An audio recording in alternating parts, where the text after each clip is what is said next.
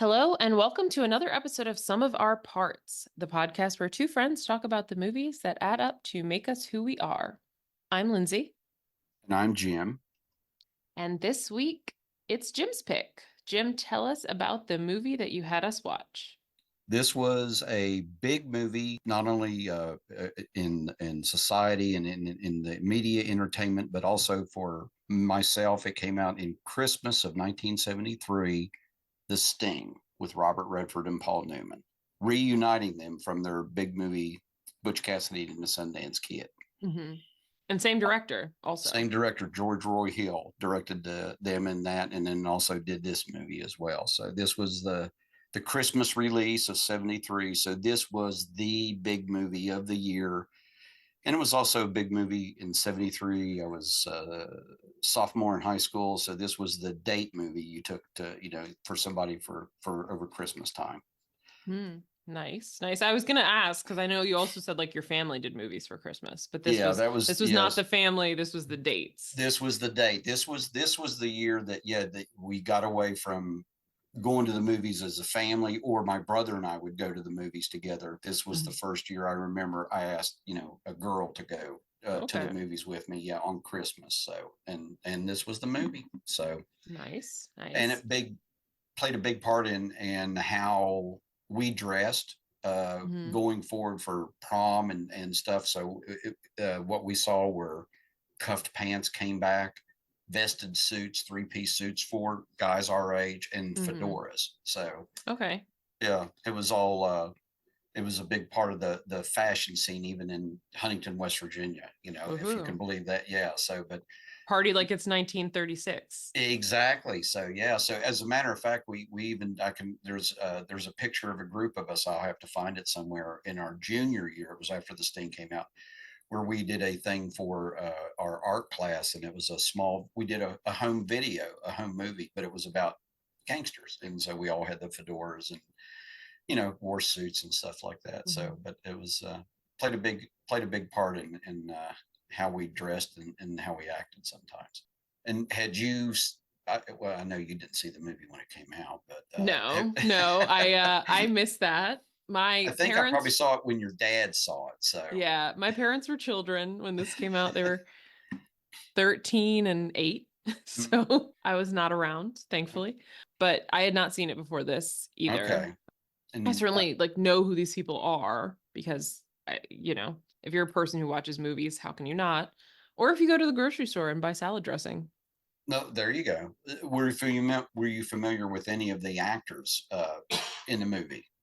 So yes, Robert Redford, I obviously he was in our favorite Marvel movie, Captain America, Winter Hmm. Soldier. Hmm. And I've seen All the President's Men. Okay. And I mean, obviously, I think Robert Redford too, like he started Sundance and stuff like that. So I think he's just like a well-known person generally, even if you haven't seen his movies. And then Paul Newman, there's a lot of movies that they're both in that I know of that I haven't like seen yet. Right. So Okay. like I know of like I haven't seen Butch Cassidy and the Sundance Kid. I imagine that that's going to come up at some It's point on the here. list. Yeah. So I haven't watched that, but like I know about that and like I know I want to watch Cat on a Hot Tin Roof. I have never seen it yet because I've read like the Hmm. big Tennessee Williams plays. So like I want to see that, I just haven't. But yeah, like so I know and like Paul Newman and like Joanne Woodward, there was like a documentary about them recently. So like I know of him and again, obviously I see his face in the salad dressing aisle of the grocery store always. So I know of them. And then, of course, the other people like Robert Shaw, Hmm. we saw him in Jaws. Right. And then some of these other people, I think like you and I were talking about, like the guy that plays Twist, he is in Golden Girls. I'm a big Golden Girls fan. He plays Miles, Rose's Harold Gould, by the boyfriend. way. Yeah. Yes, Harold For Gould. um, Um, no relation to Elliot Gould. So yes, his last name isn't really Gould. His last name is really like yeah. Goldstein or So something. right. But for people like me who watch Golden Girls on a regular basis, you will recognize him as Miles. Because as soon as Mhm. I saw his face, I was like, I know that guy. And then I Googled and I was like, oh, he's Miles, Rose's boyfriend in the later seasons of the series. But yeah, I think there's some other like recognizable people in this too. And certainly if you're a fan of any kind of music, the theme, from Scott Joplin's Ragtime and The Entertainer, Yes. the soundtrack to this was a big, big hit as well. So, and then as we discussed earlier, the theme song, The Entertainer, became a top 10 hit on the radio. So Yes. Mark. And among ice cream trucks also. Evidently, I missed that part. So I feel like yeah, that I hear, and I'll hum it, but it goes like do do do do do do do do do do do do do do do do, like the ice cream truck that drives around my neighborhood currently. That is the oh, that's soundtrack. okay. So I have like a Pavlovian response of like, what? Let me get my dollars and go buy me a SpongeBob There like you go. Let ice me get cream. my ice cream fix going Go on. get my So rocket pop. But yeah, that is also like I think a very recognizable thing. And there were scenes in this movie that like I have seen this like a picture of this before. uh-huh. Maybe. I don't know. Or I've seen like parts of it perhaps without realizing, but I'm like, this looks familiar. Like Oh, some I'm of sure. these shots of like Robert Redford, like when he's Hmm. at the diner talking to the woman, I'm like, oh, that like I've seen this before. So maybe it's just in like montages or whatever, like at the Oscars or something. But I think obviously this is like a super famous movie. Like it's in the Library of Congress. It's considered like the potentially the best screenplay of all time. Yeah. And was and subsequently though there was a guy that said that they plagiarized his work, and he'd written a book about two con men named Gondorf, which was Yes. the Paul Newman's character, about who ran a con, and I think they settled out of court with him. I think just to make it go away. Not that they said that they had actually plagiarized or stolen anything, but I think just as a nuisance thing. Mm-hmm. Um, I think the cast is excellent. Eileen Brennan is in the movie as Paul Newman's romantic interest or significant other, whatever you want to Yes. call it. So she was excellent in her role, and Charles Durning, who is a great character actor and plays a police detective Mm-hmm. who's throughout the movie, who is nothing else if determined. Yes. But yeah, and then well, we'll talk about some of the other characters after when you start the intro to the movie. About we get introduced to the primary players. Yes. Yes. So if you've seen this movie, it uses like title cards kind of throughout that look like the Saturday Evening Post. I love that. So they're kind of drawn things. So the first one is like the players, as we're hearing the ragtime music Hmm. playing. So we see Robert Redford plays Johnny Hooker. Paul Newman plays Henry Gondorf. Robert Shaw plays Doyle Lonigan, who's this like Irish kind of mobster guy. Charles Durning plays Lieutenant Snyder, who's like a corrupt police officer. Ray Walston plays J.J. Singleton, who's one of Henry Gondorf's guys. Harold Gould, as we said, he plays Kid Twist, another of Gondorf's guys. And then John Heffernan plays Eddie Niles, who's like his other sort of main guy. We also earlier in the movie meet Robert Earl Jones, who plays Luther Coleman, who is sort of Johnny Hooker is like his kind of protege Yeah, he's sort of in his the mentor and yeah. guide, who is also was the father of.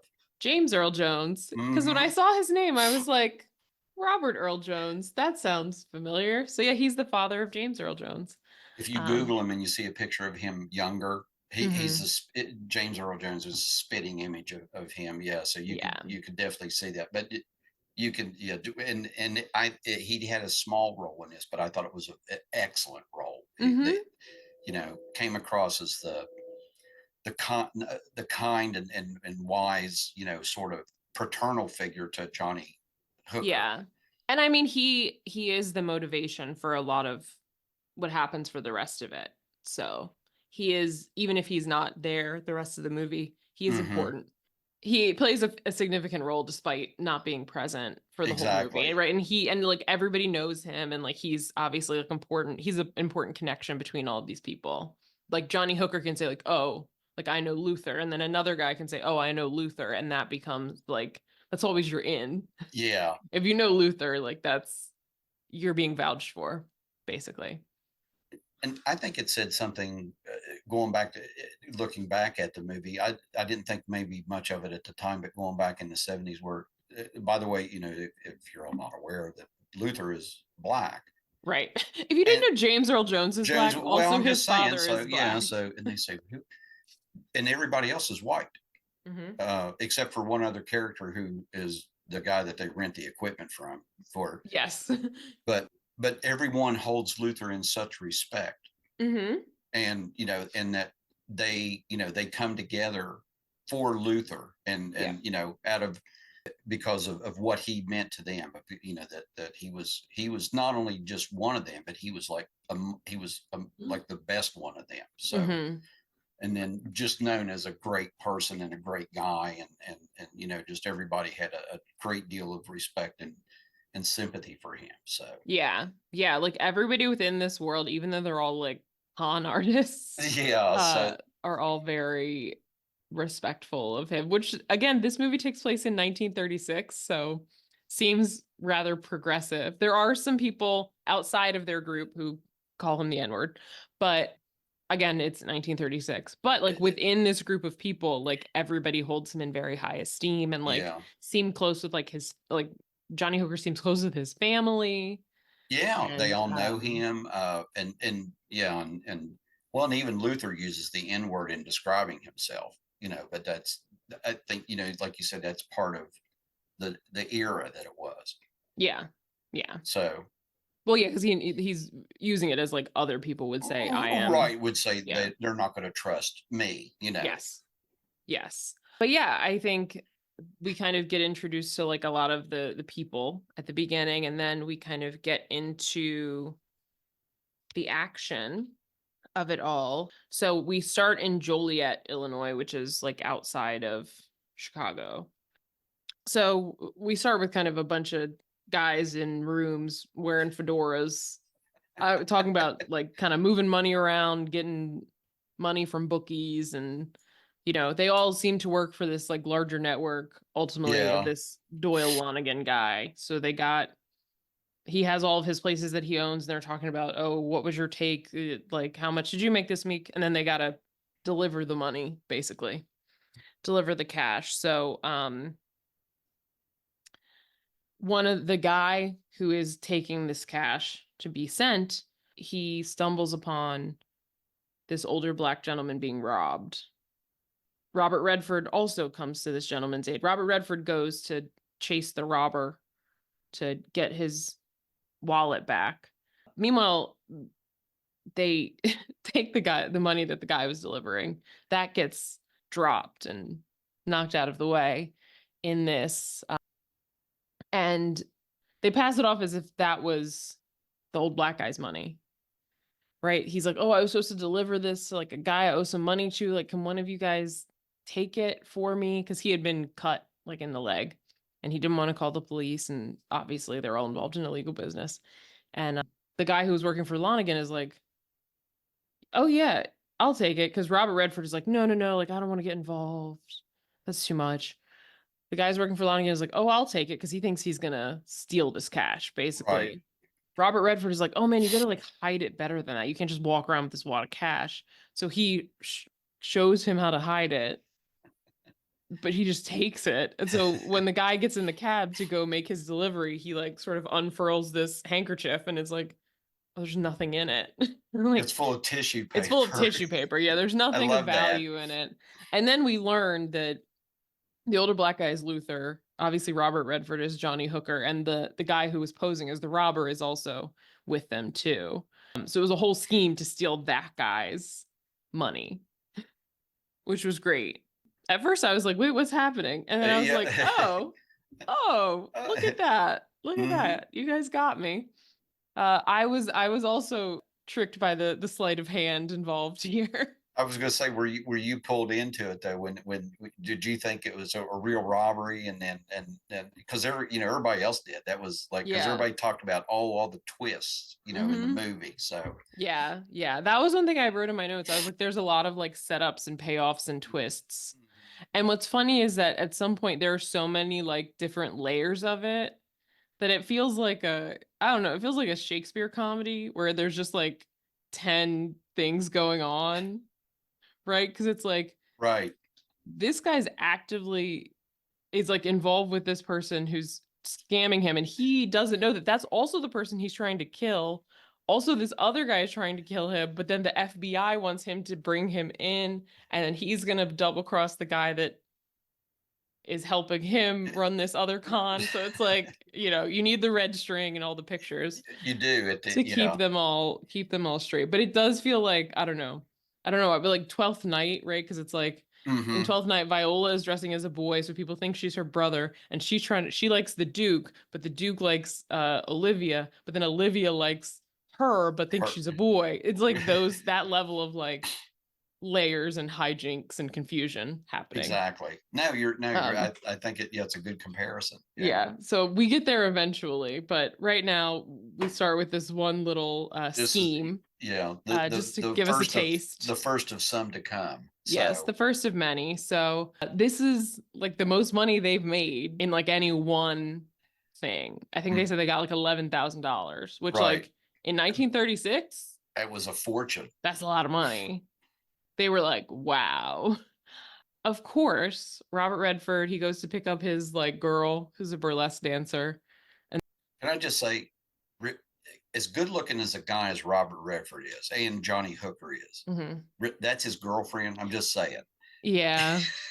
Yeah. I mean, not no offense intended, but I thought, really, he couldn't get a better girlfriend than one that works at a burlesque house. And I was gonna say I appreciated how chill he was about it.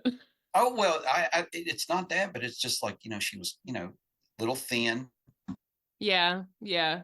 and she She was not like he the as a bombshell that one would right, expect right, for right, Robert right, Redford. right, exactly. So Yeah. because in this although he is a snappy dresser, great Yeah. suit, by the way. He gets his Hmm. money and he gets his suit out of Hawk. Yes. Yes. I also like the like flat cap that he wears. I think it's Mm-hmm. fun. Also, Robert Redford, just a good looking person, period. And especially back then in Yes. 1973. So Yes. I mean, now he's like old, still like a distinguished looking gentleman, but right, like, yeah. especially, yes, in 1973. So yeah, then they go to some little underground gambling establishment, and he proceeds to lose like all of his money immediately on a fixed roulette game. On one pass, it's Yeah. like yeah. And the girlfriend's like, oh my God, what are you doing? That's why I don't gamble.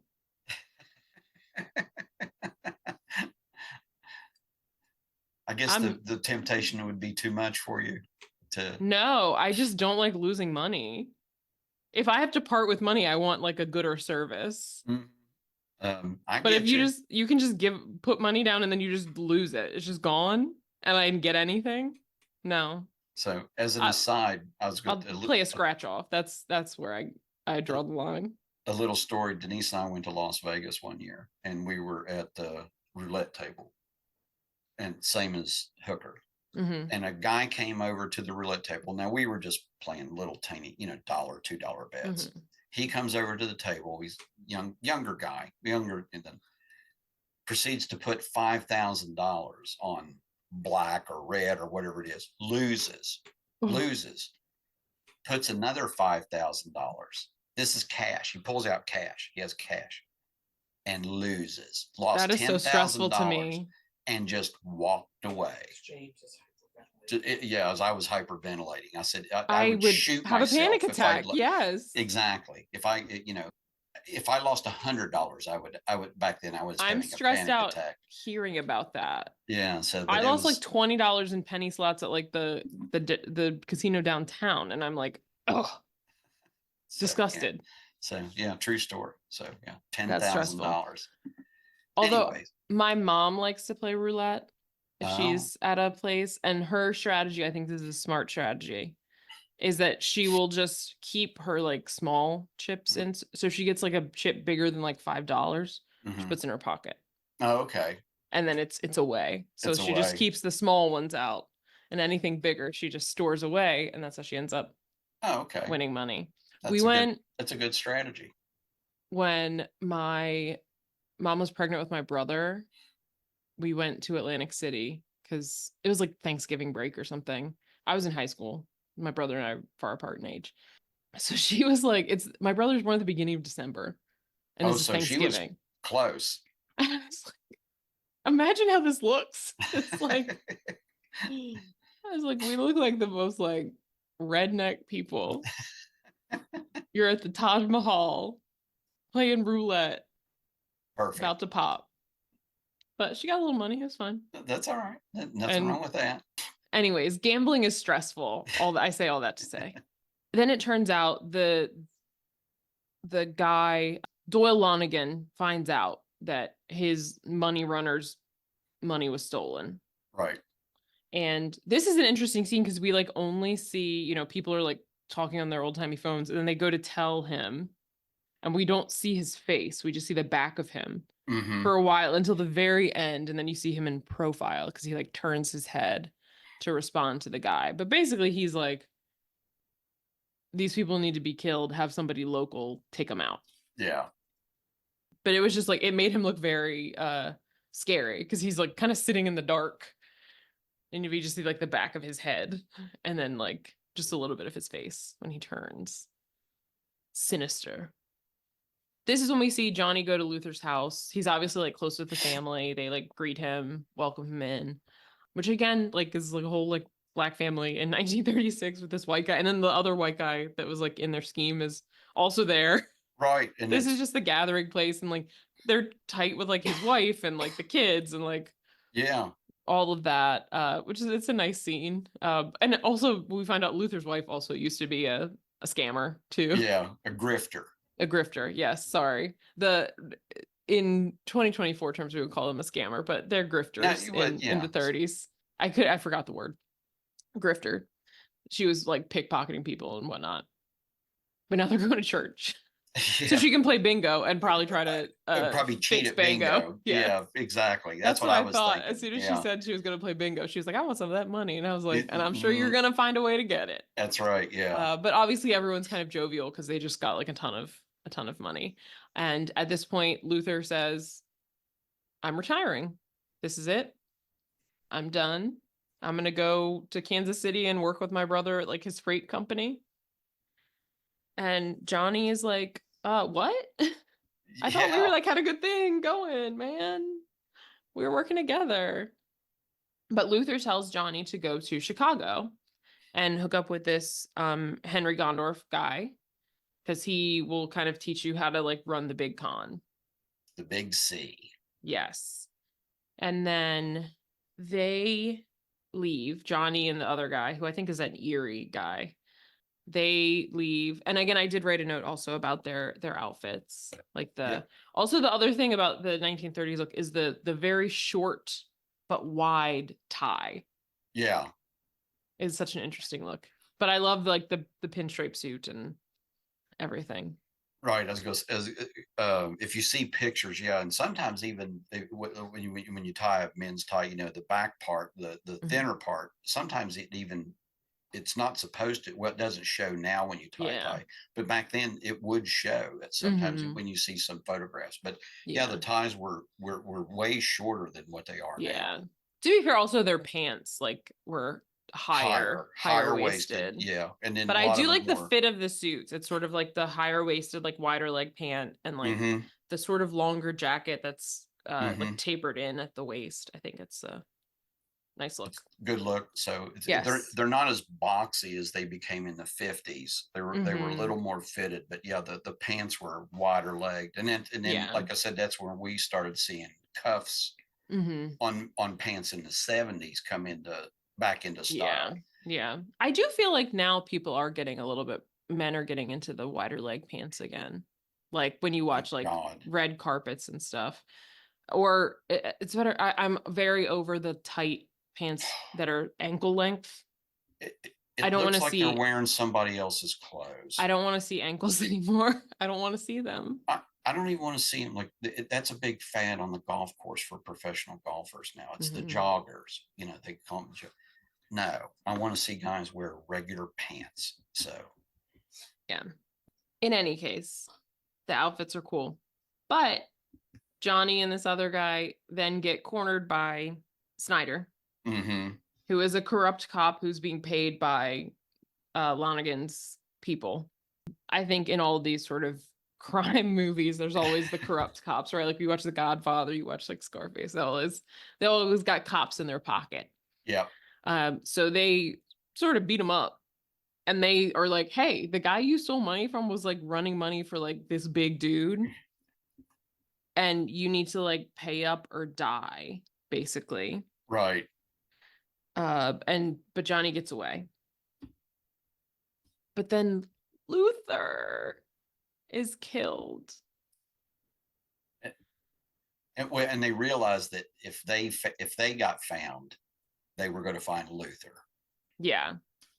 So they go back and he is like face down on the ground and his face is all messed up. So he's dead. And then when his wife comes and she's like and his screaming daughter and crying, it was so sad. And it's just like he was just getting out. He was gonna leave. He was like, I'm too old for this. I just want like a quiet life. And he didn't get to have one. No. But as we said, this is kind of the motivation for sort of everything else that happens. Now, title card, the setup. Dun, dun, dun, dun, dun, dun, dun. So Johnny follows what Luther said. He goes to Chicago to find Henry Gondorf. It's funny because he's operating a merry-go-round that's a front for a brothel. Hey, any port in a storm. There you go. You know, it's a job. It's a business. Exactly. And the lady, Billy or something. Billy. Yeah, Billy. Yeah. Who Eileen Brennan in a really, really good supporting role. Yes. Yes. So Eileen Brennan, we didn't talk about, but she's in Private Benjamin, Clue. She was on shows like Newhart and Taxi. She was in The Last Picture Show. Things like that. Very, very versatile, very talented actor. I think it could do drama, could do comedy. Yeah, I liked her in this for sure. Anyway, so she's like sweeping, and he's like, "Hey, I'm here to see Henry," and she's like, "I don't know who is that. I don't know who that is." And then he's like, "Oh, well, Luther sent me." And then she's like, "Oh, okay. Are you Johnny Hooker?" It's like, let me take you to him. You had to say again, like Luther's name gets you in the door. Exactly. Luther's name is the password. So yes. So and we meet Henry Gondorf, who is Paul Newman, as we said. He is passed out on the floor next to his bed, not in bed. Because you hear snoring, and I was like, "Where is he?" He's on the floor next to his bed. It obviously drunk or passed out. Yeah. So Hooker wakes him up by putting him in the shower, like you do. With his clothes on. Yes. Just dumping him in there and turning the water on. Which is not a super happy way to wake up. He's not thrilled. Been there, done that. Henry is a mess, I think, is the overall vibe. He's been on the run from the FBI kind of all over. Obviously, he is a big con man, which is why he's living in a room at the back of a brothel / merry-go-round place. What a combination. Where else would you hide out? Come on now. Right. It's, you oh well, I was gonna say. It's like the Taco Bell KFC of its day. Exactly. So Lonigan's people are still looking for Hooker also, by the way. So he's got to lay low a little bit. Oh, can I interject one thing? Yeah. And when he meets Gondorf and they talk, and I think one of the best lines of the movie is, he said, "Luther told me I could learn a lot of things from you." He goes, "I know how to drink." So like this, is this the best you can do? This is what you're good at? Yeah. You're a drunk. Yes. As I said, overall vibe, mess. Yeah. He does not seem like someone who could like put together a scheme. Yeah. He seems like someone who can press the button to make the merry-go-round turn on. And that's about it. And that's kind of the extent of his skills. But Hooker's like, "Luther told me to come to you. I want to run the big con, not only just the big con, I want to run the big con to go after Doyle Lonigan." because he killed Luther. And Gondorfer's like, what? Like, why would you try to do that? This is a line I wrote down. He's like, listen, I don't know enough about killing to kill him. So like, this is what I can do. Right. Because he wants revenge on him, which later Henry Gondorf is like, if it's not going to be enough, like revenge is not really a good motivation here because it's not going to feel like enough. Right. But we'll revisit after the end. But I just love that line. I don't know enough about killing to kill him. Eventually, Henry's like, okay, I'll help you. We also get a little makeover here. Just like Clueless. Listen, if you're running schemes in Chicago, you got to step up the look, buddy. And both of them clean up very well. They do. Yes. Because again, when we first meet Henry, there's a part when he's like in a fedora and like overalls, no shirt. No shirt and suspender. No, just the overalls. Yeah. Yeah. Overalls with no shirt and like a fedora. It's like, what is this look? But he takes Hooker, he gets a manicure, what appears to be a manicure that he was like not really into, and a haircut. Although I liked Robert Redford's hair a little scruffy more than the like slicked back look, but oh, did you? I don't think they really cut a whole lot of hair off. No, it looks like they just wet it and combed it. Yeah, combed it back. So licked it back, but he does look more, fancy. Put together. Yes, definitely more put together. Has that same suit. Yes. But with the fedora and the hair done, it did look not the like instead of the flat cap. It did look, it elevated the look. Good overall. Good word. I like that. Yes. Yeah. So, and Hooker like rents a place, so he's settling down in Chicago, and then this is when we meet Henry Gondorf's sort of network of guys who are running things. Yeah, I love this scene because you see them all interacting with each other. They do the little nose thing, touch as like their signals, especially when he goes to the bank. Yes. And that's Eddie is like working in the bank, and he looks at him and does the nose thing, and Eddie's like, oh, okay. You can see him be like, all right, got it. Right. And he quits his job at the bank. He's like, he turns in his thing and he's out. He's done. Yeah. So we got JJ, Twist, and Eddie. And then they all gather at Henry's, and they are sharing kind of their intel on Lonigan, basically. Here's like what he does. Here's what he's into. Like, this is his pattern. He likes to like kind of run in on existing kind of networks and take them over. So just trying to like find kind of his weaknesses. He loves to play poker, but he always cheats.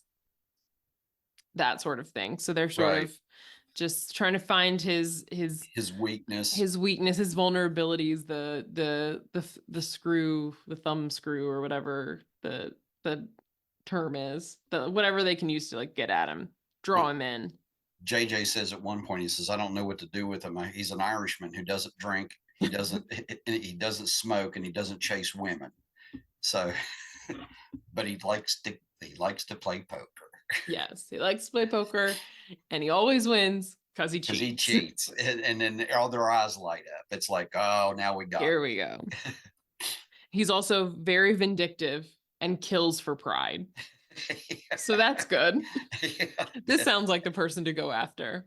For sure. Yeah. And also, while this is happening, Snyder, the corrupt cop from Joliet, is in the brothel part of the building looking for Hooker. Thankfully, Billy is like, who the hell is that? She's a very good ally to have, because she's like, I don't know what you're talking about. And he says something about, you're going to call the police. And she was like, well, if you go to the next room, you're going to bust in on the chief of police right here. So he must be a pretty good detective, because he found, or at least he thinks he's found Hooker all the way from Joliet into Chicago. So, right. Pinpointed the exact place. So it's like, But I imagine he's tapped into the criminal networks too. So could be. Maybe he knows where to find Henry Gondorf, and maybe figured that's where he would go. But yeah, because I'm like, is Hooker like really bad at covering his tracks, or is this guy, despite seeming kind of like a buffoon, actually pretty good at his job, but in like an evil way. I wrote the same thing. It seems like Hooker can't get away from Snyder, but he can escape from all the hitmen. Right. If they're just trying to, if Snyder's just trying to catch him to, you know, beat him up, he gets caught. But if they're trying to shoot him, he gets away. Yeah. So go figure. Is he just like you said? Is it just selective? You know, so he's not afraid of Snyder, and you know he doesn't mind if he catches up with him, because I think if you're good at dodging hitmen, I think you could beat out a crooked detective. Right. Right. Who Either that, knows? or the hitmen just aren't very good at finding him. I don't know. No. Yeah. So anyway, It but I is. had It the is. same thought. It is a So little wild, but in any case, the Henry and Hooker and their group decide. So sort of Henry and Hooker are going to be the kind of people interfacing directly with Lonigan, and the rest of them are going to kind of set things up. So next title card, the Hook. So they're going to bring him in. So their plan is they're basically setting up an entire gambling establishment, a place where people can, it seems, mostly place bets on horses. horses, yeah, the So wire. yeah, they rent a space that's like in view of a drugstore with a phone so that they can like call him and give him tips. They have, this is the only other black guy that we see who rents them all the equipment. And he looks familiar. I couldn't find out who he was, but I swear I've seen him in other movies. I know he's been in other movies. Yeah. Yeah. I don't remember what his name was. I'm not sure either. But and he's great because he's talking about how he can get them, you know, whatever they need, furniture and all the accoutrements to make this into a betting parlor. And then he says, I either take a flat fee or a percentage of the take. And he goes, who's the mark? And they tell him, oh, it's Doyle Lonigan. I'll take the flat fee. Yeah. He does not have a lot of faith in their ability to carry this out. No. Clearly. No. He's like, oh man, I don't know about this. Like, just give me my money. But yeah, he's Avon Long. Benny? Avon Yes. Long is Benny Garfield. Born in Baltimore, Maryland. Oh, look at that. He went to Frederick Douglass High School. He was in Trading Places. He was also in Roots, the Next Generation miniseries. Oh, well, that also might be it. Looks like he did a lot of Broadway. And Harry and Tonto, which was a good movie. Oh, and it says here it was originally cast to play George Jefferson of All in the Family. Interesting. But was replaced. Interesting. Oh yeah, he was Chicken George in Roots. That makes sense. Yeah. Okay. Anyways, they're setting up their little gambling parlor. Snyder is still hanging around. While I guess he must not have a good job in Joliet that he can be gone all this time. Honestly, I mean, I guess if you're a corrupt cop, you don't do a lot much either, so maybe they just don't miss them. Could be. But he, like, there's a place they go to where they're recruiting sort of guys, and he's like outside of there trying to ask around for Hooker, and he busts the other guy's nose, Erie, who's the other guy who was like with Hooker and Joliet also. So he's a problem. But in any case, they recruit the guys, they're getting everything set up. They're basically casting them as like actors to play other attendees at this gambling establishment. Auditions. Yeah. Yes. Like, I love the one guy who's like, oh, I could do a British accent. And then he has like a full kit of like a goatee and a mustache. Well, he told him, he says, well, go pick out a suit from the rack. He goes, I've got my own. He has a full like suitcase. He's like a traveling actor almost. It reminds me, and I know you probably haven't watched this yet. We talked about it, but the movie Hitman with Glenn Powell, because he's basically like a guy who helps the police and he's to try to catch people who are trying to hire a hitman, but he puts on different like wigs and costumes for every meeting to try to like seem like the kind of hitman that like this person would hire. And it reminded me of that, because it's just like he's just a guy, but he like somehow comes across all these wigs and like makeup and contacts and stuff, and like funny. That's that guy. I'll have to watch that. So. Yeah, you should watch it. It's a very funny movie. Yeah, and I do like his recommendations to himself. He goes, "I only drink on weekends, and I don't run with riffraff." It's like There you go. I'm a good guy, you know. I am I'm a stand-up guy who pretends to be like a degenerate gambler in these parlors. Meanwhile, Hooker and Henry and JJ and Billy are on the train coming into Chicago that Lonigan is also on because they got to like make contact. They know also there's like a sort of underground poker game on this train. So they're going to get in on the poker game, and that's how they're going to connect with him the first time. So Billy steals his wallet, which, like, I'm sorry, if you're like a big time gangster, you would think you would be a little more aware. but supposedly she's a first class pickpocket. So, you know, Okay. and she Okay. does, it's called the bump and grab. And then, you know, she bumps into him, and then without, you know, even knowing it, he's lost his wallet. Yeah. And I guess it's different when it's like a lady. Exactly. So anyways, maybe I should start doing that. So learn how to become a pickpocket. On an aside, there's a movie called Grifters with John Cusack and Angelica Houston. Angelica Houston. Sorry, thank you. Yeah, and their mother and son, I believe. Okay, and Annette Bening is in it too. It's an excellent, excellent movie. But it's called Grifters, but it's about modern con. You know, for like, but that. I was thinking about that. It would be cool to see, like, not that there should be like a remake of this movie, because when you have a screenplay it's considered the best screenplay of all time, you probably should leave it alone. But something of this in like a modern setting would be interesting. Setting. They did do a sequel, but it was awful.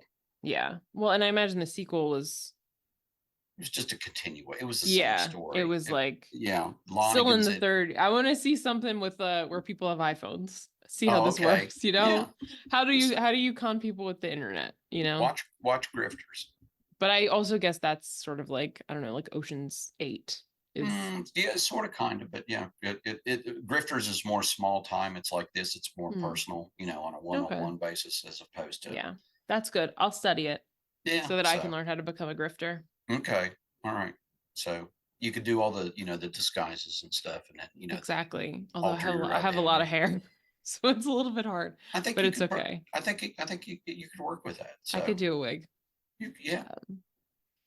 Anyways. So Billy's got his wallet. And Henry's practicing. He's got cards of his own, of the kind that they use. They use. So he's practicing sort of how to cheat better than Lonigan, essentially. So he can beat him, kind of piss him off. So he gets dressed and shows up to the poker game. Full mess. He's pretending to be a Mr. Shaw from Chicago, who is sort of a brash and kind of gross.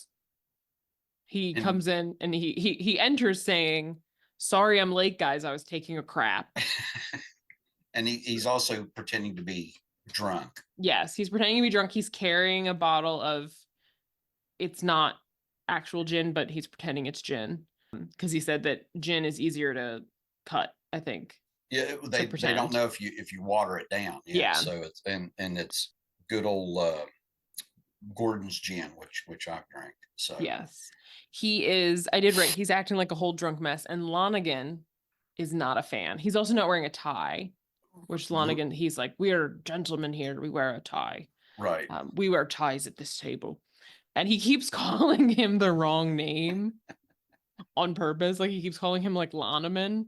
And he's like, "It's Lonigan." And then eventually he's like, "I've done more for less disrespect than messing up my name." He's like in his face. It's like slowly pissing him off more and more. And it's funny because it's different. It's different every time. It's a different name. He will not call him Lonigan, but it's something different every time. And Lonigan is just getting more and more pissed off about it. It's hilarious. In any case, he wins. Paul Newman, Shaw, Henry, whatever you maybe want to call him, Gondorf, he wins. And Lonigan is very upset. And his guys are like, but he cheated. And he's like, so did I. Because the guy who like was working for him was like, I gave him 3 9s, but he ended up with like 4 of a kind or something. 4 jacks. Yeah. Yeah, he So ended up with 4 jacks. He's like, I gave him 3s. And he's like, should we go say something? He's like, I can't say that he cheated better than we did. And at this time, so this is where the sort of the gears of the con start rolling. Robert Redford comes to them. Because also he was betting a lot of money. Yeah, it was like $15,000. Yeah, they kept upping the ante. Like he was like, hey, dude, I need $10,000 more of chips. Yeah, So it because was he was like, going to break it. You know, he was yes. going to. It was just those, everybody else folded. It was just Lonergan and Gondorf just like going back and forth until It's a great eventually. scene. It's very well played out. It is, especially because Lonergan is just so like seething. And Gondorf is just like, hey, whatever, man. He goes, oh, I was just getting to play good. You know, he said, let's take a break. Tempers are a little high. And he goes, I was just starting to do good. Yeah. Yeah. And also at this point, as he's mad about someone else cheating better than him, Lonergan also realizes his wallet is gone. Yeah. Doesn't have his money. Yeah. Because Hooker comes. He's going by Kelly to Lonergan because he's like, oh, like, do you have the money from my boss? But then he's like, he sort of says, oh, Shaw is actually like terrible. He cheats. He stole your wallet. And here's what we should do. We should work together to take over his operation. Because I want to do it and I want you to help me. Right. Which is like, we know from the intelligence, this is what Lonergan likes to do. Yeah. And he's already mad at that guy. So it'll be revenge, which he also likes to do. So they're having like a whole, they've designed this perfectly to appeal to him. And Lonergan's like, you know what? Okay. When they arrive in Chicago, he's like, we are going to drive you home. We'll take you home. And they kind of talk more about it. Of course, as soon as he drops him, Hope, Hooker's like getting shot at. I love this part too because he's hiding on the side of like the steamroller. the thing going down the street. I love To that. it. But otherwise, plan seems to be good. Yeah, other than the fact these people are, and these are the people that Lonergan has hired to kill Hooker. Right. That's what I was talking about earlier with knowing like who Hooker all is. the layers. So like Lonergan is like actively working with Hooker on a scheme that Hooker has set up, but he's also actively trying to kill Hooker. He just doesn't know that that's the same person. Yeah. This guy in front of him and also the guy he's trying to kill that took his money before. Mess. Next title card, The Take. So again, actually, that was my next note. Lonergan doesn't realize that the guy he's trying to kill is the guy he's trying to help. Yeah. But I also wrote again that I love the guy who had the full disguise kit. That guy. So anyways, Robert Redford starts kind of ingratiating himself to Lonergan by saying, I'll give you a tip on the horse betting so you can, take a bunch of money from Shaw, Gondorf. So he's like, you go to this like pharmacy, little drugstore or whatever. The phone's going to ring at like 2:00 and the guy's going to give you the information. And then you walk across the street into the establishment, you place the bet, which ultimately works out. It's a little iffy at first because like the horse they said was going to win was losing like the whole beginning. And then also the guy Erie, who like knows this is Lonergan, is currently wearing makeup to cover where Snyder busted his nose up, is like, when people are trying to pretend and it's like act natural and they're like, hey, dude, hey, wow, what about this horse race, huh? Wow, these horses are sure running. You should have bet on a different horse, I bet. That was dumb. Ha ha ha. Like, he's not like good at it. No. And Robert Redford is like, oh my God, like get it together. He's giving him a look. And then when he comes over to the bar, he's like, wow, great job, dude. Yeah. Although the guy who's doing the British voice, I love him. He's in it. Yeah. He's committed. He's method. He's fully an actor. But anyways, it turns out the tip is correct. So he gets money and he's like, okay, cool. Of course, they're also like, we can't be having like his goons in here with him because that's going to be a problem. Right. That's going to interfere with our plan. So Shaw is like, you can't have those other guys in here, which like he respects, I guess, the rules of the gambling parlor. Yeah, he says this is a class joint. He goes, don't have your bums hanging around here. And then he tells, I love how he tells Hooker as tells him, run these bums out of here. You know, it's like, boy, and he goes, don't give me any of your lip. He really plays the asshole, you know, boss. Yeah. You know, so setting up the whole thing that's why, you know, Robert Redford hates him because he acts like a jerk to him. Yeah. But they kind of continue with the scheme. Lonigan's kind of all in on the tips that Hooker/Kelly is giving him. There's some like snafus because Lonigan is like, you know, he wants to be kind of in control. So he's like, I'm not putting down the amount that you tell me to put down. Mm-hmm.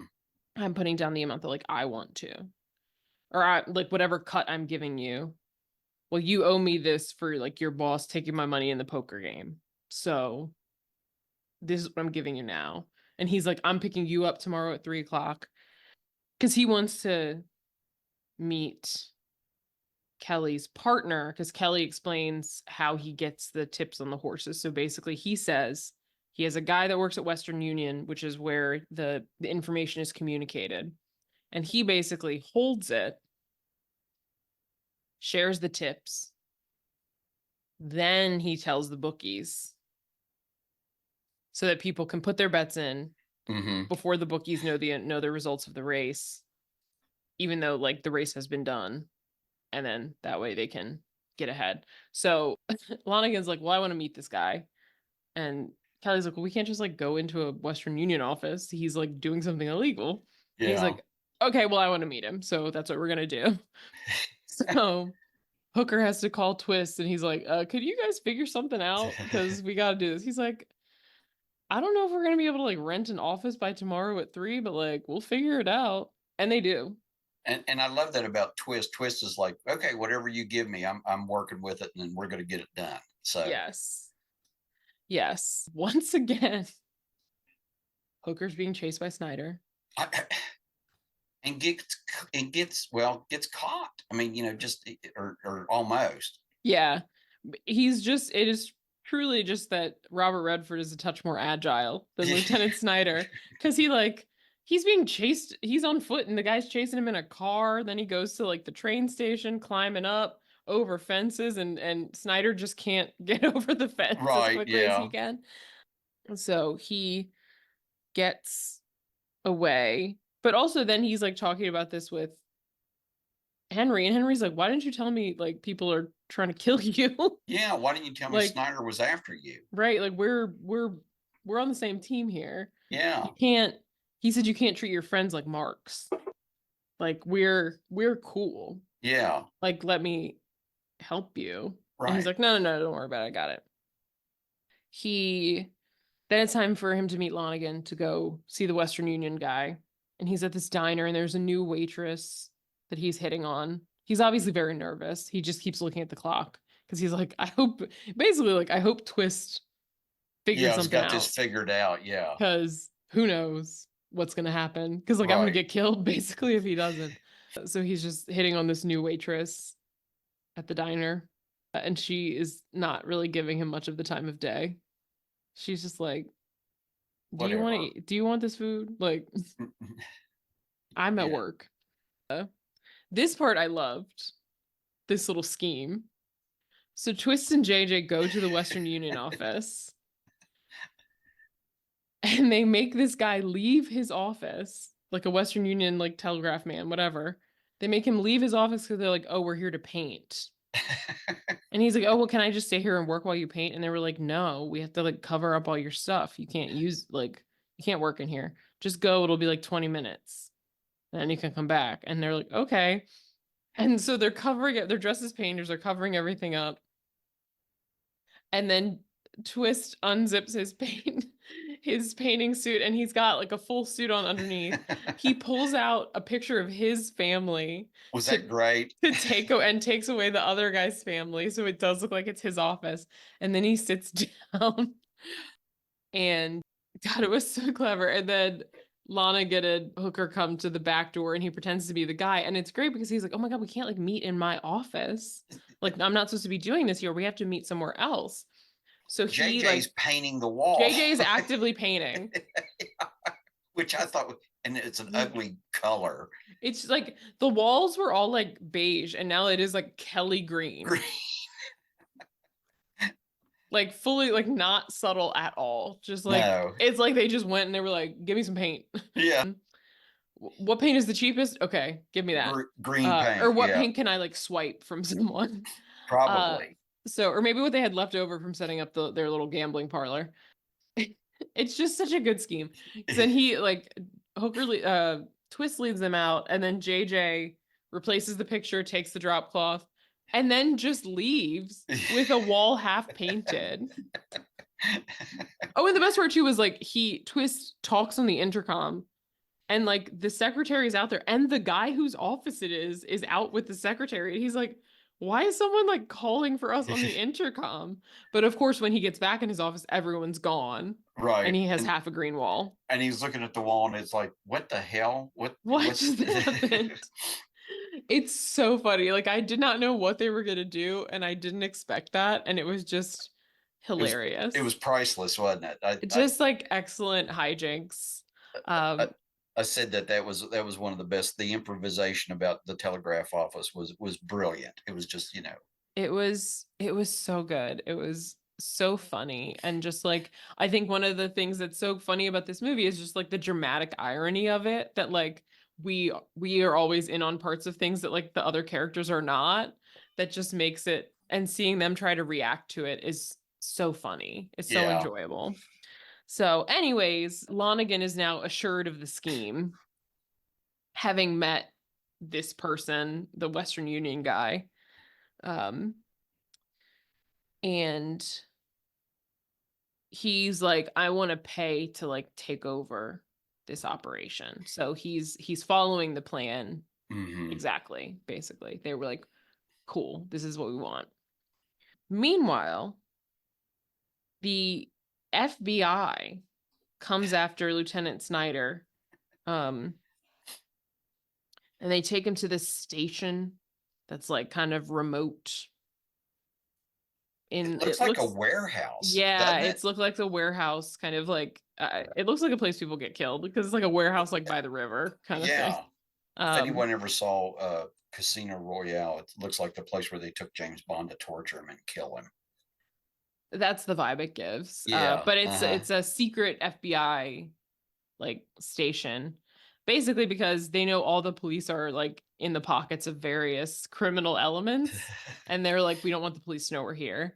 There is a funny line too, that they were basically like, they know that Snyder is like a buffoon, so they're like, "Sit down and shut up, will you? Try not to live up to my expectations of you." That is a great line. Derogatory. Derogatory expectations of you. And he, because he's like trying to crack wise with him, and then they said, "Oh, just shut up." Yeah, and he does. "I know you're an idiot, but you don't have to prove it to me." is their vibe, and he does sit down and shut up. But basically, they want to get Gondorf, and they're like, "We know that Hooker is working with Gondorf. You want Hooker. You get Hooker, bring him to us, and we'll get him to help take down Gondorf."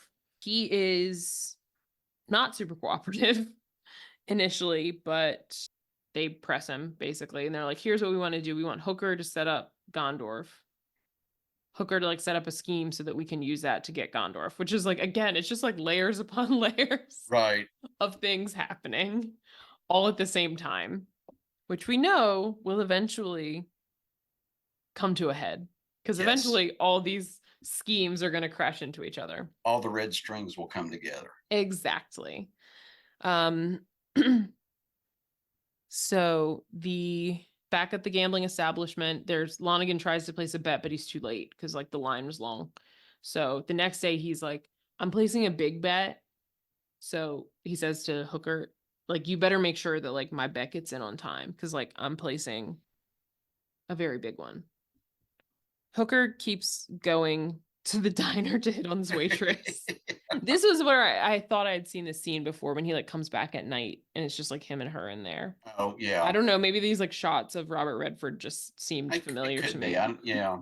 I don't know. You never know. They always play those various montages at like the Oscars and stuff. Could have been that. It could have been. Anyways, Yeah. there's a guy waiting to kill him outside, as there Outside the always is, it diner. seems. Right. Yeah. Every 5 minutes, someone's trying to kill Hooker. Somehow he's alive. He tells the waitress, go to the bathroom in the back, open the window. First, open the window and then hide in the bathroom. So the guy, he goes outside, the guy chases him back in. And he hides in the same bathroom stall as the woman, but the window's open, so the assassin thinks that he went out the window, so he goes out there. And then Hooker almost runs into him again. No, it's like he turns he's like the worst getaway guy in the Right. world. Because like the guy climbs out the window into an alley, and then Hooker turns to go toward that alley. And the guy almost sees him. He like runs away. Well, he does take a couple of shots at Yeah, him. he shoots at him. It's like, dude, you just devised this good plan to get away, and then you went right towards him. I know. It's like, how are you still alive? luck of the Irish, I guess. I don't know. Yeah. Yeah. But then someone kills that gunman. And that was a good gag because he ran him down in that alley. Yeah. And then all of a sudden, where's Hooker? But yeah, then he turns around and then it's Salito. Yeah. You know, well, that part is when the guy shoots Salito in front of him is later. But yeah, so there's the big assassin, Salito, it's assumed that like that's who kills this guy. Right. Lonigan's best trigger man. Yes. Yeah.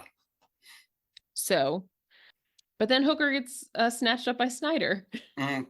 Finally, Snyder catches him. He takes him to the FBI. The FBI, again, it's like, we want you to give up Gondorf. You will walk away scot-free for everything you've ever done. He refuses. They threaten to arrest him, put him in federal prison, and he's like, okay, cool.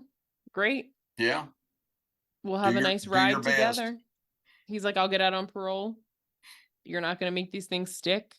Because it was like forgery. I'm like, okay, that doesn't feel like that's like a long-term crime, but maybe in 1936, who knows?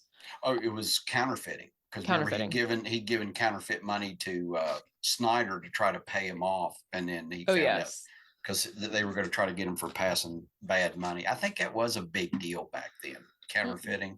That makes sense. I do imagine. Well, it still is. It's a federal offense. Yeah, but it doesn't feel like you would be in, because they said he would be in prison for 20 years. 20 it feels years. like he wouldn't be in for 20 years these days. But maybe then the money situation was the Secret Service. Yeah, check into that, because that is, well, they are in charge of like that kind of crime. Counterfeiting, yeah. But it maybe just like in 1936, it was a lot. It feels like maybe more people were doing it, so they had to crack down.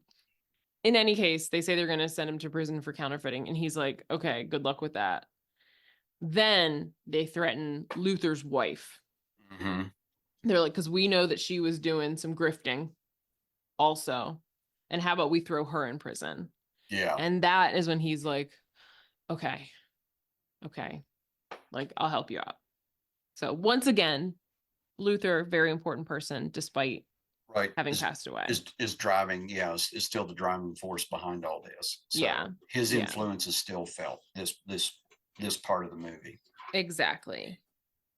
But he does say, I will help you, but I want to be able, the job that we are working on, I want to finish that first. Yeah. Before you like take him away. And they're like, okay, cool. As long as like we get him in the end. Then, Hooker's back with Henry, and he's like very jumpy seeming. He's like, oh God, I just like gave you up to the FBI, but I can't tell you that. Secrets. This part did make me laugh, that the women that work at the brothel, when their business is slow, they just ride the merry-go-round.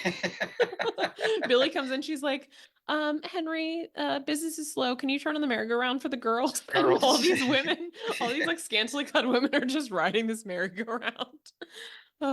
Love that. Yeah. Tough job. Once again, Hooker he's outside staring at the diner, Mm-hmm. watching the waitress go up to her apartment above the diner.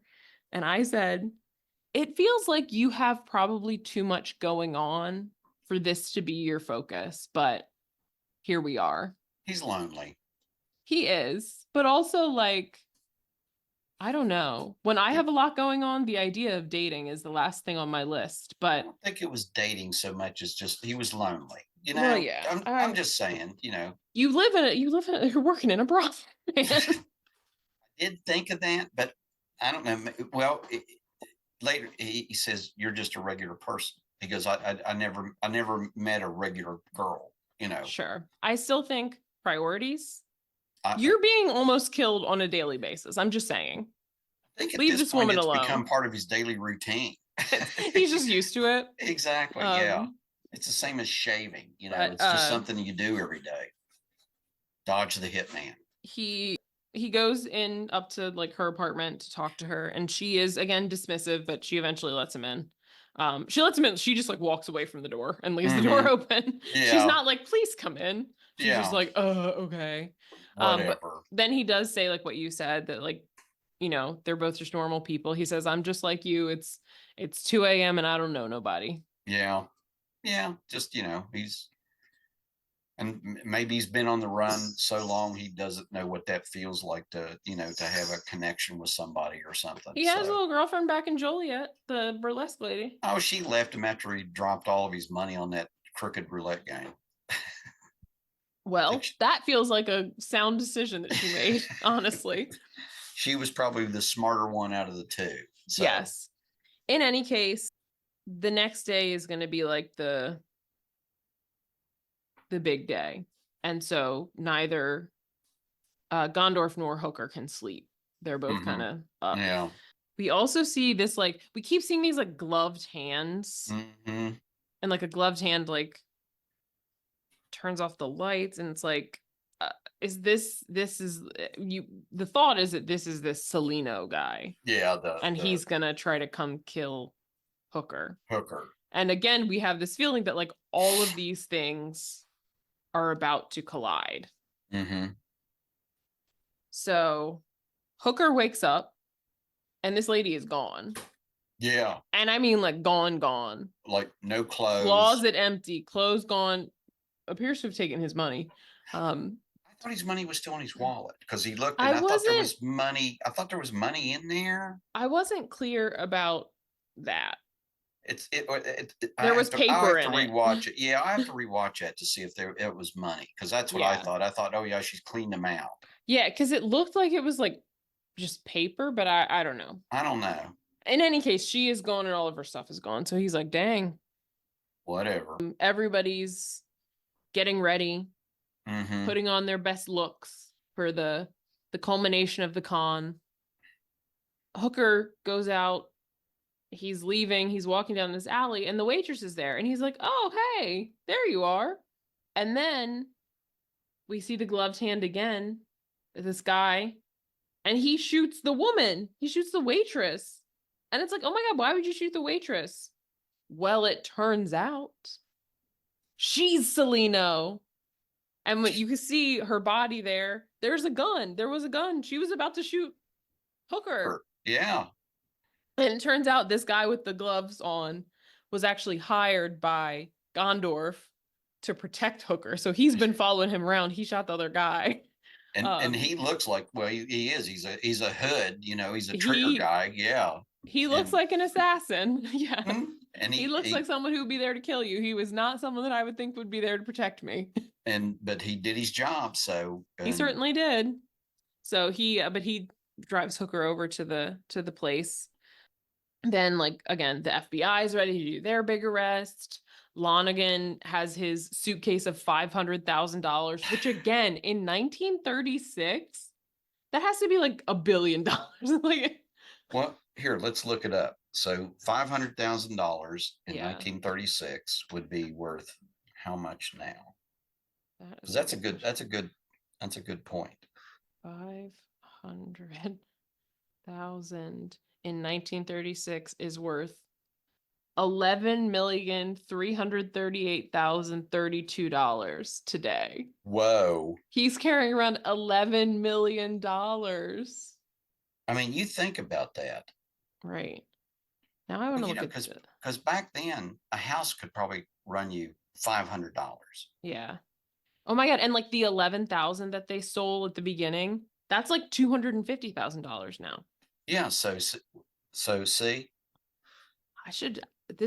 grifting is looking more and more like the way to go. Gotcha. Okay. All right. But anyways, $500,000, or in today's terms, $11 million. Right. He heads over with his big bet. Henry is very happy to see that Hooker isn't dead and that the guy he paid did his job. Mm-hmm. Lonigan he gets his tip. It says place it on like Danny something. Danny Boy. Was it Danny or like Dazzling? It was like Dazzling Danny. It was something with Danny Dapper, in it. was it Dapper? No, it wasn't Dapper Dan. That was from Oh Brother, Where Art Thou? Yeah. It was something with Danny in it. Yeah. But they said place on Danny. Mm-hmm. And so he goes to put his $500,000 bet. There's a little bit of a kerfuffle because they're like, well, if you win, we don't have enough money to like pay you out. But then he's like, you're gonna take my money. And then they do. He calls him a gutless cheat. Yeah. He's like, no, you're not just a cheat. Now you're a gutless cheat. You did that pretty well. Thank you. My Irish is pretty solid. Pretty spot on. You might want to remember that for your grifting career. I will. I'm good at accents. Okay. I'm pretty good. Pretty good. My friends will vouch for me. Okay. The accents are pretty good. I'm working. There's some that I still need to work on, but like I could do like English, Scottish, Irish, Australian. Okay. French, Spanish. Okay. Like my German accent's not good. And then some different like Southern. I need to work on distinguishing them a little bit more. Different like Southern American accents, right? Because like Kentucky is different from like Georgia, different from like Louisiana. So like or Mississippi or Alabama. Yeah. Like Gulf people versus like Appalachian people. The Florida one, I can't even like. Have you ever heard Lamar Jackson talk? I'm like, what are you saying? Please, yeah, don't even get me started. I know. He always reminds me of the guy from Waterboy.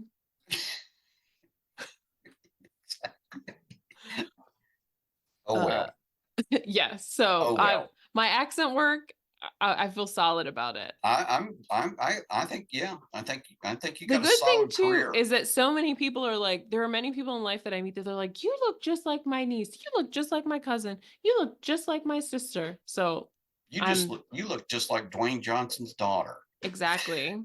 So. I'm like Shaka Khan says, I'm every woman. Every woman, exactly. Yeah. So anyways, that horse doesn't win. Danny the horse doesn't win. And the Western Union guy is there. And he's like, Lonigan's mad at him. Like, why'd you tell me to bet on this horse? And he's like, I said place, as in win, place, or show, as in second. Right. Like I didn't say place a bet on it. I said place for Danny. And Lonigan thought he meant to win. Yes, like place the bet on him to win. It was but he meant done. Place. It was great, like plausible deniability. So just as he's kind of demanding, he's like, there was a mistake. I need my money back. Then the FBI busts in. They arrest Henry and they're like, Hooker, you're free to go. And Henry's like, what the hell? So he shoots Hooker in the back and he falls down, presumably dead. Then the FBI guy shoots Henry. And he falls down. Dead. Yeah. Then Snyder's like, Snyder's dragging Lonigan out. He's like, you need to get out of here. And he's like, but my money's in there. And he's like, there's also 2 dead guys in there. And you don't need to be around that. So they're gone. And then they're like, okay, everybody, they're gone. Hooker rolls over, wipes the blood off his mouth, which was like in a capsule that he bit. It spits out the capsule. Henry gets up. They're fine. They basically just did all this so that Lonigan would leave the money. The FBI guys, they're not in the FBI. They're boys too. That was great. They're like, wow, I really believe that you were in the FBI. You did a great job. He said, I thought you were the feds. Yes. So they beat him. Hooker does admit, he's like, Henry, you were right, like, about revenge. It's not enough, but it's close. I love that. That's a great line. So He's they're like, laughing. yes, it was great. They're like, okay, well, everybody, let's just disassemble this whole place, take it all apart, get rid of all the stuff, and you go back to like whatever it was, like Bouchard's or whatever, and get your cut. Get your cut. And Henry is all packed because he says he knows he's got to leave. Yeah. He's got to blow town because now everybody's going to think he's dead. He can't show up walking around. Yeah. That's the difficult part about faking your own death. Yeah. You got to leave. Stay. Yeah. You don't form those close relationships. No. He should have watched Gone Girl. Yeah, there you go. He should have learned how to do it better. And then Hooker's got his suitcase too. Yeah. And Henry's like, you're not going to go get your share? And he's like, no, I just lose it anyway. Yeah. He knows he would just, it wouldn't last more than 10 minutes. Yeah. So then he just leaves with Henry. And they're just going to to go. And at the end, they do the little nose thing. And they walk off to keep on grifting and conning. What did you think? I mean, were you surprised by all the twists? I was. Okay. And I think that's part of why people say it's like the best screenplay ever, because there are a lot of like setups and payoffs and like all these different layers that all do come together in a way that doesn't feel like forced. It's not contrived, but it's all done very well, but it's like a con within a con within a con. It was like, there's the hitman that's a waitress. There's the hitman who's really a bodyguard. There's the FBI agent who's really a con man. Yeah. And everybody's in on it. Yes. Yeah. But then you think, are they? They had to be. Right. Nobody knew who the real assassin was, and other than the guy who did kill her. He knew who she was. That part was wild because it's like you thought that guy was it the whole time because he's got the gloves on. He's like loading his gun. He's like in darkened cars and alleyways and stuff. And then when he shot the woman, and he's behind Hooker, and you see the look on her face, and she's like thinking, "Oh, he's going to kill the guy I just spent the night with." Yeah. And no. That was wild. That was a big. And I thought the FBI guys were FBI guys. Their little setup looked convincing. And all that, but I remember very distinctly. One of my friends in high school came, we were talking about, doing things. And he said, I just saw the greatest movie ever. He goes, you got to go see this movie. And it was this movie, The Sting. And he goes, I'm not going to tell you how it ends, but he goes, it's great. And so it was like, so, that was like the big word of mouth. You had to go see this movie. So, yeah, no, it was great. I really enjoyed it. Well, good. I'm glad. I think it did the sort of like scheme within a scheme kind of thing. It did remind me of obviously like Ocean's 11 and those movies are based on, there was an earlier Ocean's 11, but like it is that, at the end when they're like, they explain how they did everything because you think that they're like defeated, but actually like, no, they like planned for that. And then here's all the other things that they did. Like, that's what that kind of reminds me of, that they like had this whole other scheme to both get Snyder out of the way, but also make Lonigan leave without his money. Right. And not ever try to come back to get it. Yeah. Yeah. Because like they said, he was vindictive and stuff, but as far as he knew, he didn't want to be tied up in any murders directly. So, and then Snyder would be off their tails because he figures they're dead. Exactly.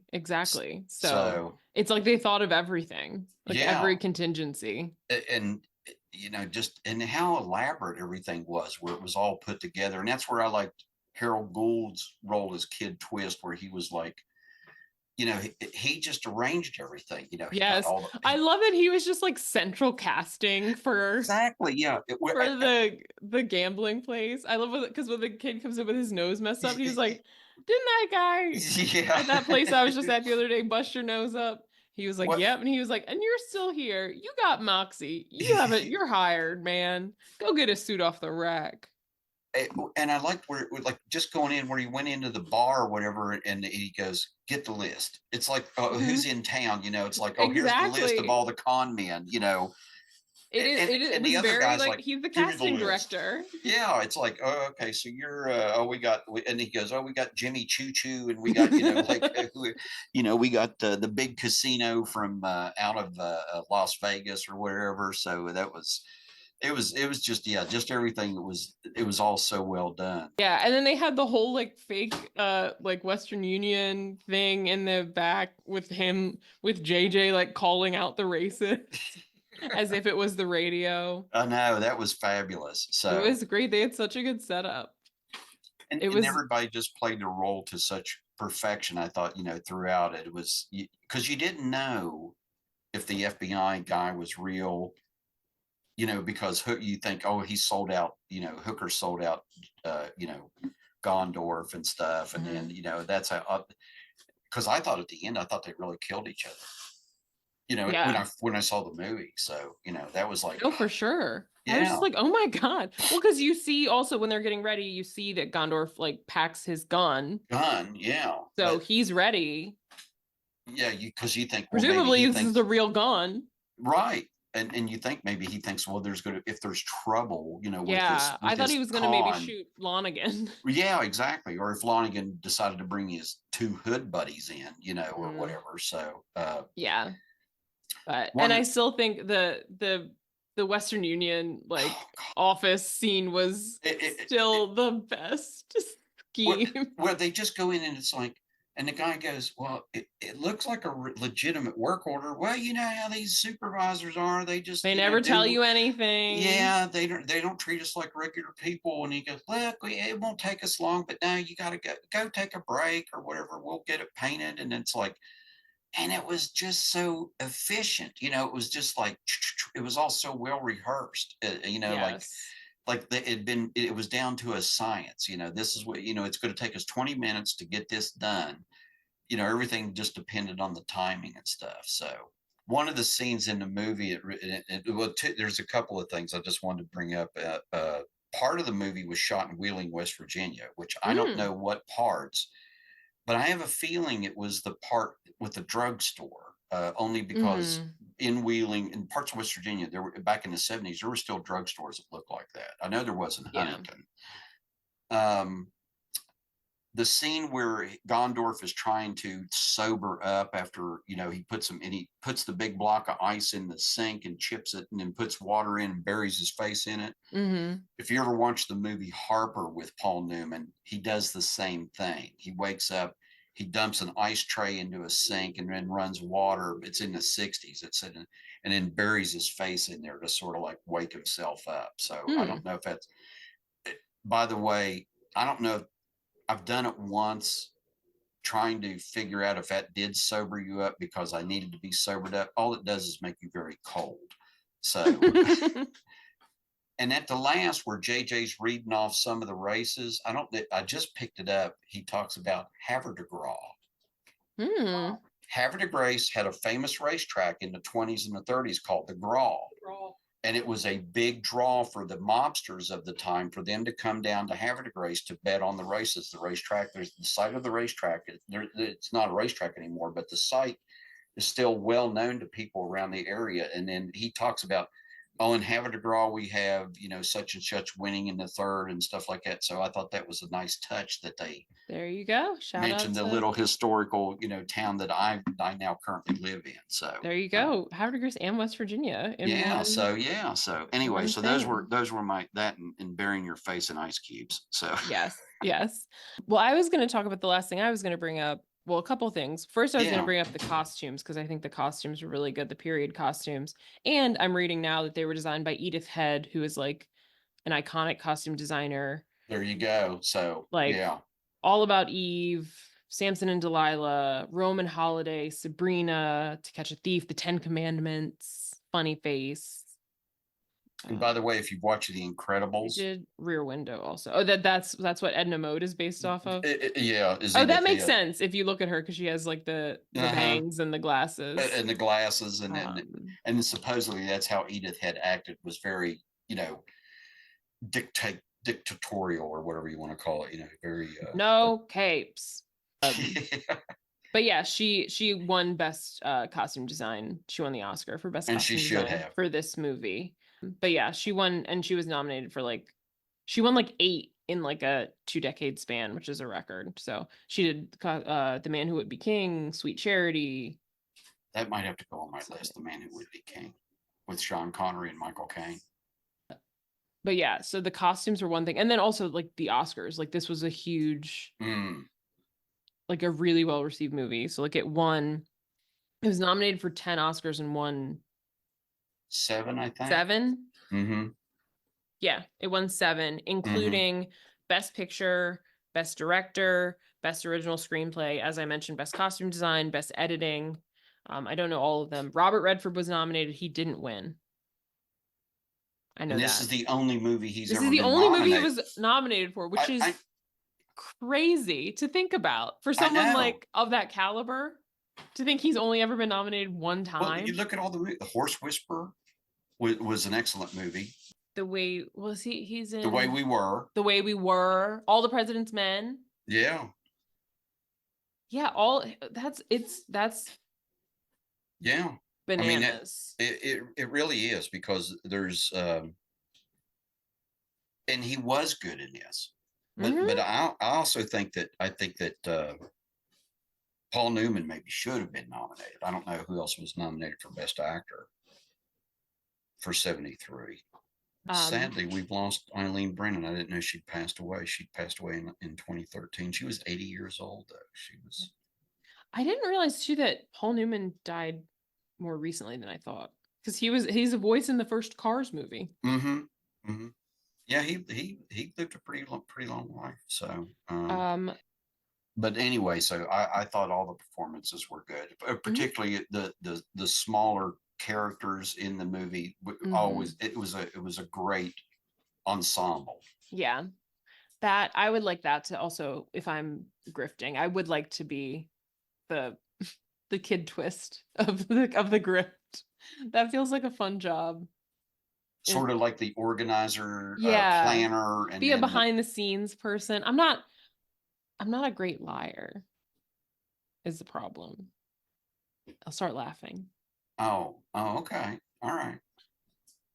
That's not walk necessarily around a character flaw. Omission. I mean, if I'm getting into my grifting career, it is. Oh, well, that's true. I can lie by omission, but if someone asks me a direct question, it's hard for me to lie without giggling. You couldn't walk in with a phony painting order and then say, no, look, it says right here we're supposed to paint the office. Maybe I could do that. Yeah. No, I think I would laugh. If I'm being honest, I would laugh. Well, we'll work on that. Yeah, I laugh too much. Yeah, it's hard for me. I'm thinking about a time I tried to lie to my dad directly, and I just started laughing immediately. And he knew it. He knew you were lying. Yeah. So I've just given up on trying. But anyways. So I'll know if you tell me something and you start laughing, it's really not true. Possibly. I also just laugh a lot too. So well, that's true. I was going to say so. Maybe I'll just establish that as my baseline. Just start laughing a lot, and then when I laugh when I'm lying, people can't tell. That's there we go. Yeah, that's it. Yeah. That's what I need to work on for my baseline. You mean the lady that laughs all the time?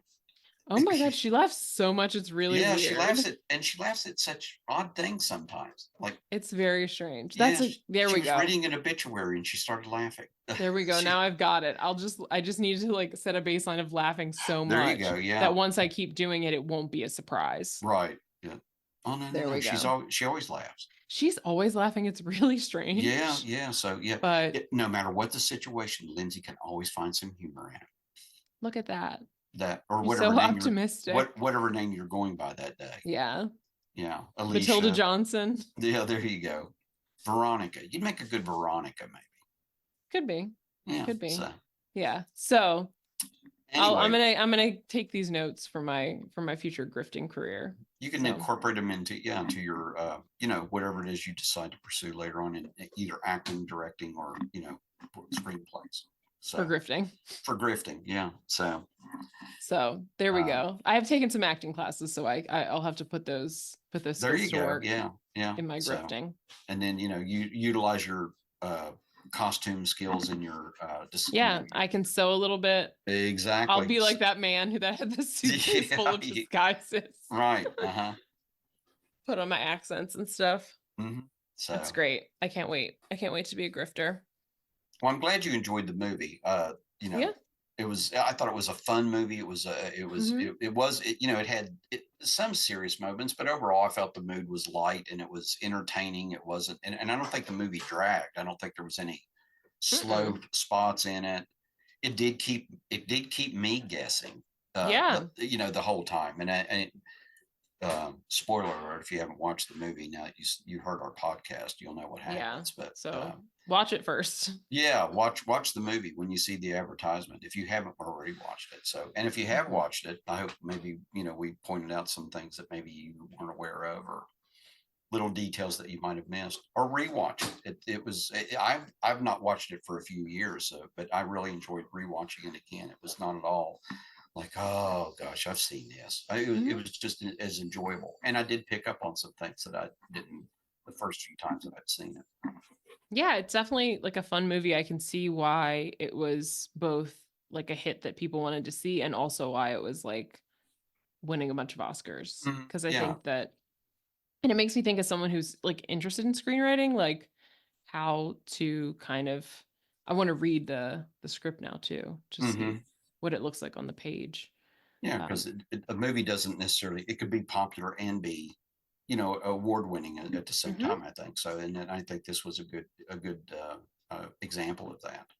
Yeah, So, definitely, definitely. And I think it's just a good storytelling of like mm, kind of setting up all these different threads and pulling them together, like we said, in a way that feels not contrived or like, wait, what? Like you're really stretching to like pull these things together. It really was just like, okay, this fits together pretty seamlessly. yeah, that you could see how this could be put all together, and it wasn't. Hmm. Yeah, it wasn't like Yeah. just It somebody like. managed to be both surprising, but also like once it came together, it's like, okay, like that makes sense. Hmm. I buy Yeah, this, but I yeah, was still surprised by it, which I think is yeah. like a hard sweet spot to hit in this kind of So stuff. I agree, yeah, because sometimes you sit there and you think, "Oh, wait a minute, that was like kind of, that's kind of contrived, or that's, that nobody would really believe that, or whatever it may Right. be, or that somebody could see through that in a heartbeat." Mhm. Where everybody, I think, in this, and maybe it was a simpler time, or just maybe a direct way of making movies. No special effects, no Mhm. CGI, but and also, I read a little bit about the making of the movie. The producer said that when he was wanting to make this movie, he looked at gangster movies from the 30s and he noticed there weren't a lot of extras. So he Mm. didn't, if you look in the scenes, he said, like he said, you'd see a gangster movie from the 30s and Jimmy Cagney would die alone on a street.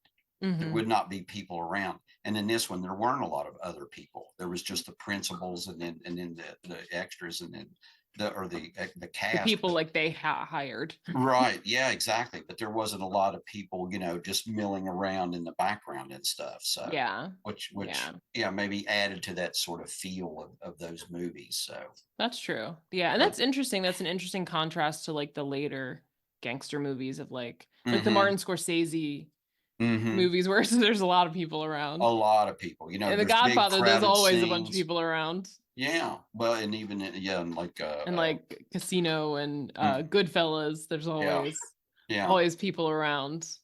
So yeah, there's usually big crowded scenes, or scenes, like Right. especially in Casino, you got all Scarface, ton exactly of people, a lot of ton of clubs. people. Yep. So well, good. Well, and so it just as a personal question, and said, so would this been a movie you would have enjoyed going with someone? Say someone's, hey, would you go to the movies with me? Would you go see this movie? And Mhm. you know, oh, it's a Yeah. gangster movie, or it's about, you know, that. But after the movie, it was like, because I remember the reactions of I took a couple of people, you know, to the movies, and they, oh yeah, this was fun. It was Yeah, enjoyable. definitely. And like I said, I think again, Ocean's 11 draws specifically from like the old Yeah, Ocean's 11, but I yeah. think that sort of feel Mm-hmm.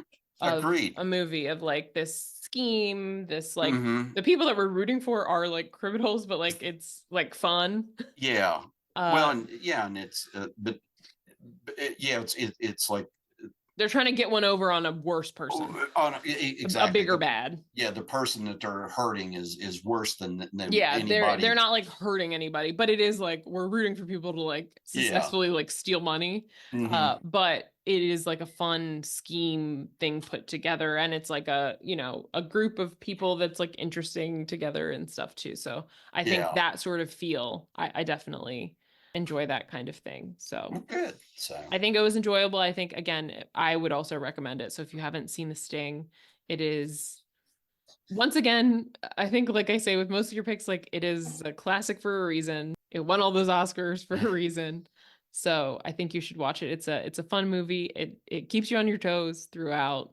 And everybody thinks that Robert Redford and Paul Newman are good looking still. So look at them for a while. and for the gentleman in the audience or whoever wants to, you know, maybe start dressing a little bit you know, nicer and start going back to the wearing the fedoras and the suits and the cuff pants, maybe bring that look back. So Yeah. I will also maintain even the flat cap that Robert Redford wears at the beginning. I I like it. still wear flat caps. So It's a cool hat. winter and summer I The have. like big oversized one though. That he always Oh looks like the yeah. guy from like Fat Albert. Yeah. Yeah, they are. Yeah, yeah. His is a little larger than the ones I It's like wear the now. like Yeah, big wide like yeah.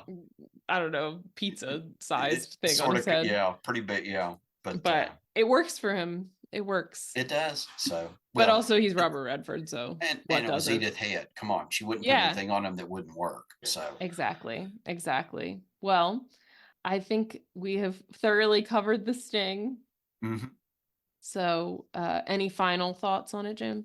No, again, like I appreciate you watching it, and I'm glad you enjoyed it. So Mhm. another, yeah, it was a noteworthy movie in my life, and then I think in a lot of people's, you know, as it was very popular. But yeah, so it made quite an impression on me as a 16-year-old. So For and it sure. still does Yeah. 50 years later.